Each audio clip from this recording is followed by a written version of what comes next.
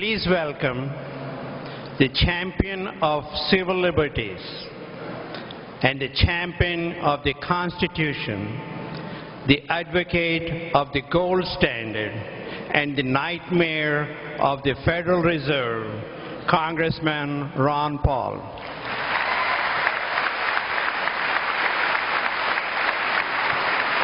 Thank you very much. Thank you very much. I'm very delighted to be here to visit with this nice crowd and on a very important issue. Faith and freedom and family, of course, is very important, and we are lacking a lot of the enthusiasm for that in this country today. My wife is with me this evening, and we are about to soon celebrate our 54th wedding anniversary.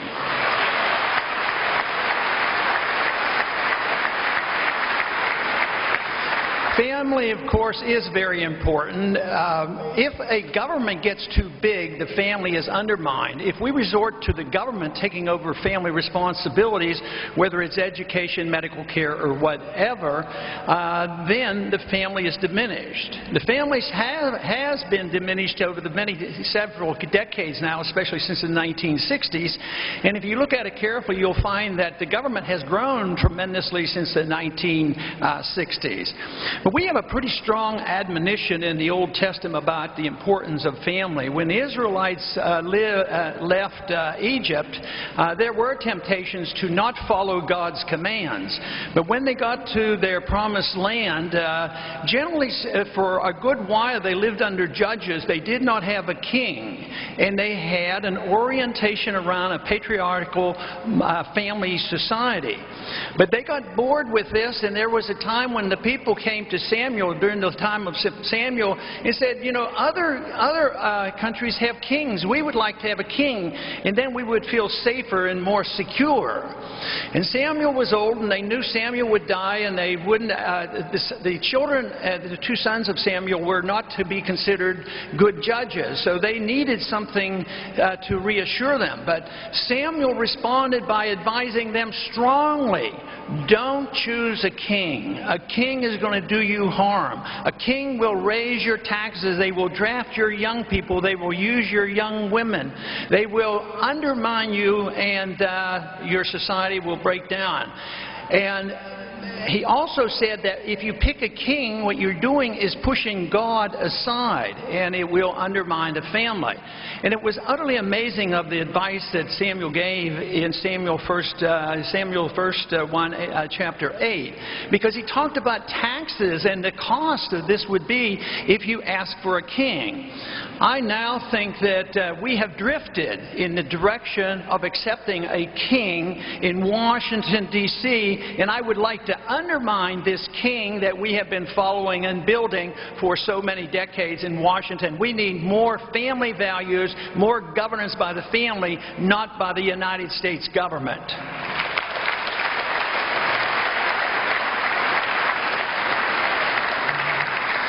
In 1 Timothy, it was said that anyone who doesn't care for his own family has denied the faith, and that is worse than an unbeliever. So the admonition is very strong in the New Testament that we have obligations to our family. I mean that if you do not take care of your family, this is worse than being an unbeliever. So we have personal responsibilities. But today, just think of the breakup of the family. Just think of how many divorces occur, how many children are born out of wedlock, probably close to half now. And the family is in serious trouble. But then I see this coming about, and I witnessed this so much in the 1960s. I was drafted in the Air Force in the 1960s, and this was during the Vietnam era. But a lot of things changed in the 1960s due to this war that was not going well. It was an undeclared illegal war, but there was so much resorting to drugs and dissension in this country. There was a breakdown. This was the decade when abortion became commonplace. I was a medical resident at that time, and the law still said no abortions. But the culture changed, the morality changed, the abortions were done. They were being done in the very hospital that I was studying in. And so the morality was dictating the behavior.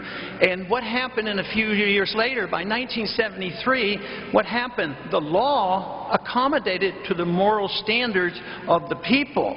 So yes, we complain about the law and we look to the law and we say all we have to do is change the law and we will become a moral people. It doesn't work that way. Morality can reflect our laws, but the laws cannot make us a moral people. That has to come from our heart.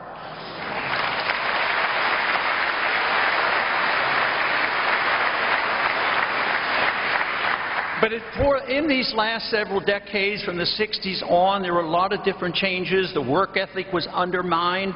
The welfare state grew by leaps and bounds. In the 1960s, it was the introduction that government would take care of us for medicine. We moved in the direction that the government would take over our educational standards. It wasn't too long that we had enough activity in Washington dealing with education that we had a Department of Education. But the family is supposed to be responsible for this, and to deliver this power and authority to Washington, D.C. has been very detrimental to us. But one other area that occurred during this period of time, as so many things were changing, it was the issue of money. The issue of money the major change occurred in 1971 when this country rejected the whole notion of honest money. We delinked our dollar from gold, and it ushered in an age of a spendthrift government. And since that time, the spending has exploded, the deficits have exploded, the inflation has exploded, the money supply has exploded. At the same time, our personal liberties have been undermined. And there is a direct correlation with this. But you know, biblically, there's a strong admonition about honest money in the Bible. In Isaiah, even in Isaiah, they even talked about debasement of the currency. Debasement is inflation, diluting the metals, and or clipping the coins. Today, we don't clip coins, we just use a printing press, but it's debasement. Strong admonition not to do it. It was wrong. In Leviticus, it tells us that we should always follow honest weights and measures. So there are dozens of quotations in the Bible telling us that we should have honest money and honest measurements. We know by the Ten Commandments we're not to steal and not to lie. Yet the monetary system that we've had today has been based on stealing and lying. It's equivalent to counterfeiting. If you cannot do it, if you would be arrested for counterfeiting, why do we permit our government to commit the same crime of counterfeiting through the Federal Reserve by destroying the value of our money? We should look seriously at this matter.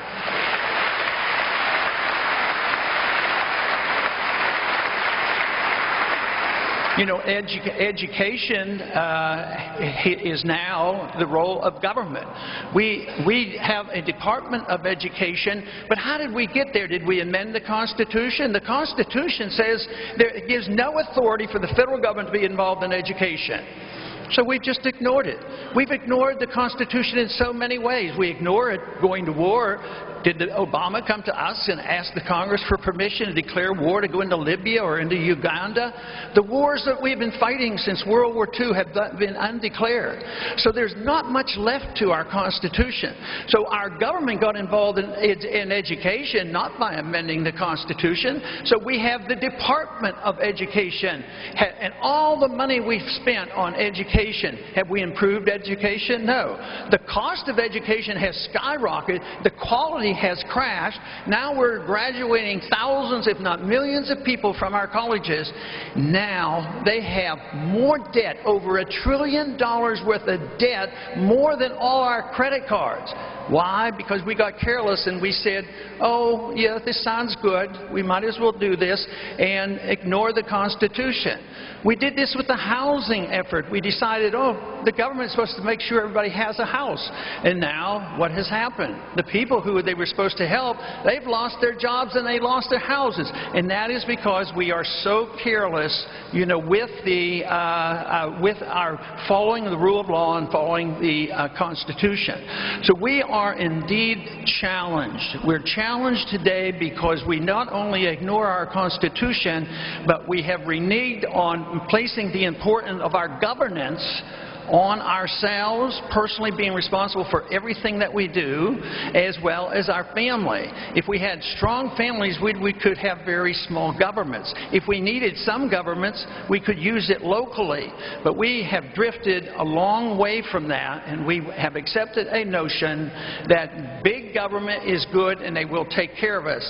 We now believe that safety and security, as they wanted the king in the Old Testament, that the king can provide us safety and security. That is not true. Safety and security comes from our own efforts, and that is especially true in a free society. In a totalitarian society, you can be safe and secure. There's no doubt about it. But it'd be being treated like a cattle in a field. You wouldn't be treated like a human being. And too much has happened in these last several decades, both in the form of safety. Since 9/11, we have been so complicit in saying, do whatever you want. Take away our civil liberties. Give us the Patriot Act. Do everything possible to make us safe. But that is not going to make us safe, because the king, Washington, D.C., is incapable of making us safe. What it will make us safe is a strong belief in our own responsibility to ourselves and to our families, to our friends and our neighbors, and assuming responsibility for ourselves. Unfortunately, though, going in this wrong direction, we have driven this country into bankruptcy. We now face a horrendous problem because we do not believe in honest money anymore. The most significant and most threatening event today to us as a consequence of this lack of understanding of the value of families and civil rights and the Constitution is what has driven us to what we call the sovereign debt problem. It's worldwide. This debt is so huge, it's bigger than anything has ever happened in the world. And it's threatening our breakdown of our society. We see the riots in the streets in Greece. They're coming here. They're already starting here. And there's going to be a lot of anger because we've had too much dependency on the government taking care of ourselves and not enough responsibility placed on ourselves. And we, people of faith, should clearly understand how important it is that we not become dependent on the government, whether it's in social means or whatever. But we need to cut back the spending. So I've made a few modest proposals because I think this is so serious that in the very first year, I don't think that we should plan to cut the proposed increases in 5 years from now. That's not going to work. If you really understand how serious this is, you would agree with me that we ought to cut now, and I suggest that we cut $1 trillion out of the budget in 1 year.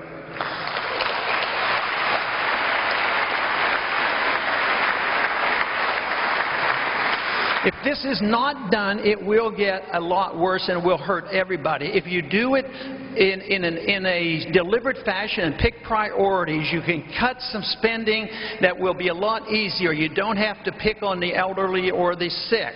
But we could start by getting rid of a few departments. So I've started with, let's get rid of 5 of them. We'll start with that. HUD, that's a corrupt organization that didn't provide houses, and a lot of people raked us over in the coals.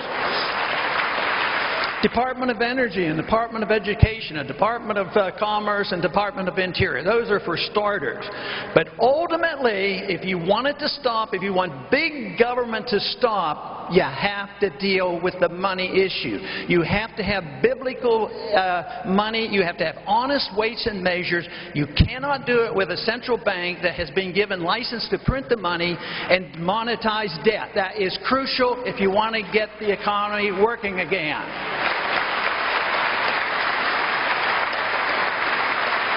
Very simply, we got into this mess because we were careless with our Constitution and we have a weak understanding of civil liberties. We have to think of our civil liberties as we think about our religious freedom and also our responsibility and our right to educate our children. If we understand our civil liberties, protecting all the liberties of the individual as well as obeying the Constitution, I really don't think it would be that difficult to get back on our feet again. I think we have a year for a recovery. But if we continue to do what we're doing now, it's going to get much, much worse. We're into this thing. I think our bad recession started as long ago as 10 years ago. It's been downhill. No new jobs. And we've been in the doldrums. Japan's been in the doldrums for 20 years.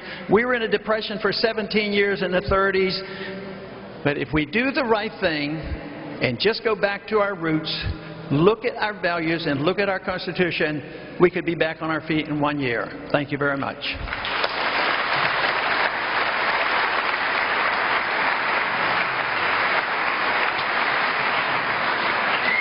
Thank you, Congressman. I get to ask this question again. What is your comprehensive plan to shape your future administration's energy policy? And please include how this vision differs from the approach of the current administration.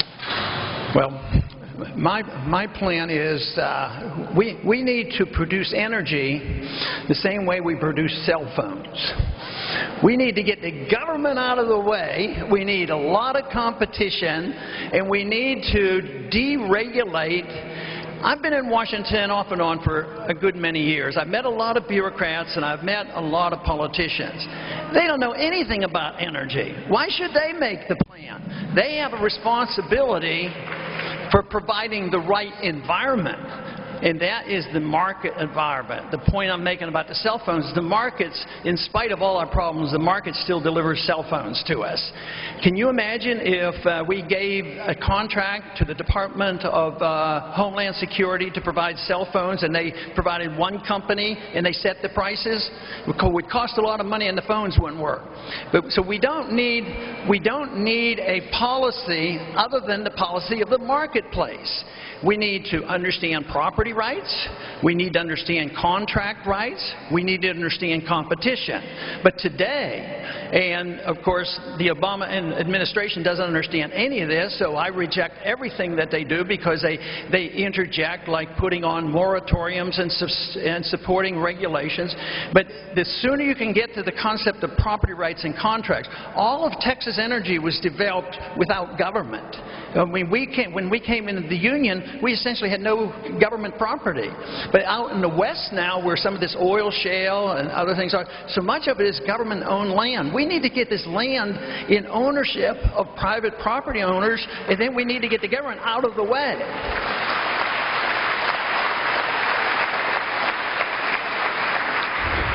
If you could reverse one energy-related policy decision from the last 3 years, what would it be, and what would you have done differently? Well, there isn't one policy because of the overall policy of interference. The policy that this administration has followed is intervention. He follows a whole philosophy of economic intervention. So you have to reverse the policy of Keynesian economic intervention and reinstill in the American people the concept and the understanding of how real free markets work and sound money works. So that is what has to happen. But all the policies that result from intervention disturb the markets, and you can't do that unless you have a lot of other things. In order to reverse that, you have to deregulate across the board. You have to change the tax code. You have to have the sound money system. You have to have better trade policies, and all these things would generate the type of energy that we need. We do have the energy. There is just no doubt about that. But because we don't understand this issue of property rights and contract rights and true competition and sound money, we're in this mess we're in. So the goal ought to be freedom, not necessarily deciding exactly where you're going to buy your oil. I don't fear the fact that you might have imports. What if somebody wants to sell us something cheaper we can make it? You don't want to deny that benefit to us, but you have to have freedom of choice. You have to have free markets in order to find out where the best deal is. And that should be across the board with all products, not just the energy.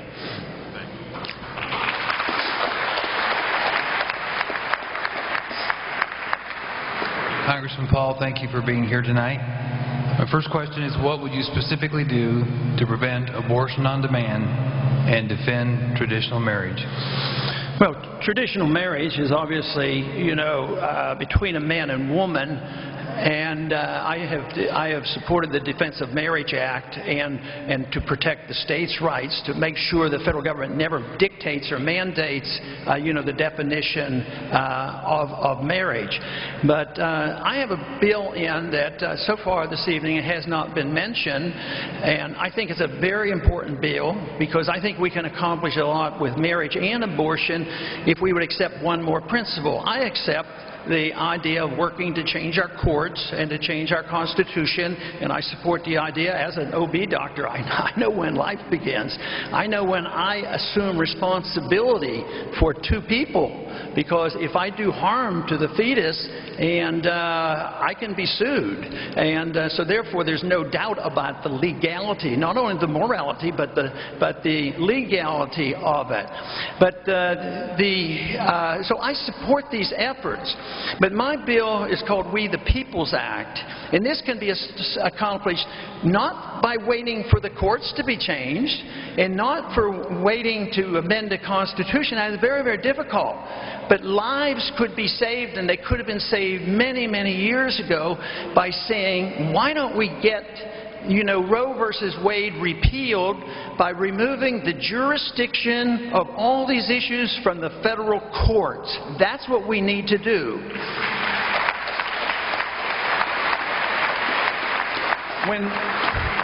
When Roe versus Wade was a law in Texas, it went to the Supreme Court. They nationalized it. I know it's tempting to wait for the courts to be changed and the amendment to be passed, and it's a national solution, and I support that. But it's taking too long. One of the biggest problems we got into, and I remember it so clearly because I had gone through that experience of watching the law change in 1960, and of course with the Roe versus Wade. But you can pass this just with another law, and that would essentially, if Iowa passed a law, it could not be repealed. And it could be done just by majority vote with the president that will sign this. So I would definitely work very hard on that to revitalize that interest and try to encourage people to say, yes, it might not solve every single problem, but look at how much it could help. And that is what I think we should do in the meantime until we solve the problem finally by changing the courts or changing the Constitution. Thank you.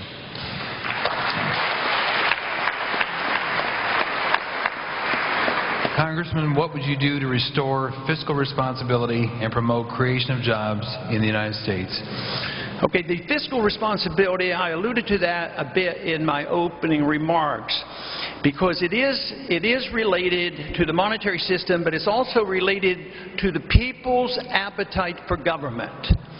If we as a people continue to believe that we should have an entitlement system and from cradle to grave, and if you believe that we should be the policemen of the world and have 150 bases and 150 countries, 900 bases around the world, and that is proper, if we reject the admonition of the founders that said stay out of entangling alliances and don't get involved in the internal affairs of other nations, you can't do it. You can't get back to it because we have allowed this desire to do so much. The appetite was bigger than we could afford, and it took so long for us to destroy the productive capacity of this country.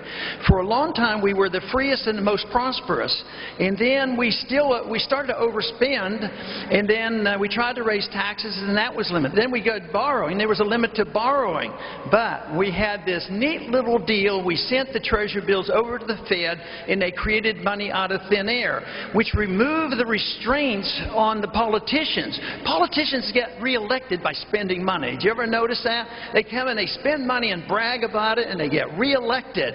But what did it do? It destroyed our jobs, chased our jobs overseas, and gave us this mountain of debt. And so the monetary system, if you could not have monetizing of debt, if we did what the founders said, the founders were biblically oriented, but they did, they did bend the rules. They broke the rules themselves with the continental dollar. What they did was they destroyed the continental dollar, and they were burnt. And that's why they said no paper money, and only gold and silver can be used. But we threw that out of the window without amending the Constitution, where we introduced this notion of corruption in the money and then this explosion of debt. You will not get jobs back now until the debt is taken care of. That is why I've never voted for, the only appropriation bill I've voted over all these years has been to help the veterans. And we now have to deal with it, because when you have lower interest rates and too much spending and pyramiding of debt, what you do is you get tremendous malinvestment and debt that is run away. And so the debt has to be liquidated. If you have too much debt, you have to get your debt down before you can get your economy, your own personal economy, growing again. So you cannot get jobs coming back again. We're not seeing them. We've had 30 million increase in our population since the year 2000 and no new jobs. That is unsustainable. So therefore, we have to look at monetary policy, spending policy, foreign policy, entitlement policy, and the restriction would best be done to get our jobs back by having honest money. We have chased our jobs overseas because of bad economic policy. We have lost faith and confidence in what a free market is all about. We've lost confidence, and we have lost our determination to follow the rule of law and do only those things that are authorized in our Constitution. If we did that, it would take a short period of time, but we could get back on our feet again, and we would have the jobs. Thank you very much.